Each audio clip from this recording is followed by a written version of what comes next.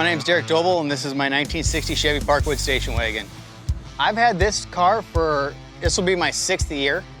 So originally when I got it, it had a 305 out of like a blue G-body Buick, and it had a power glide transmission, so not very good on the interstate and not a lot of power in the motor. So I put in a rebuilt 350 and we rebuilt and put in a 700 R4. So I cruise down the interstate, no problem now.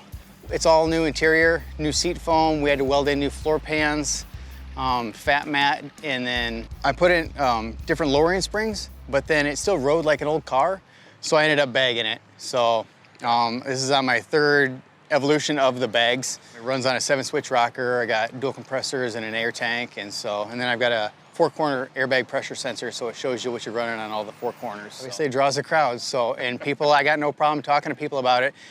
I drive it everywhere, so I put almost 18,000 miles on this car in that 6 years that I've had it. So I like my Hula Girl, because my kids gave it to me for Father's Day a couple of years ago, and so it sits in here. I know I've got my Champion spark plug cooler that I keep all my cleaning gear in it, and it's kind of nice because that was my grandpa's cooler when he worked the bread route, and so when he didn't have a place to sit, he would sit on that and just be able to get off his feet. So it's kind of nice to have that, and it's just a good experience to ride, just to be in it and go down the interstate, go down the highway.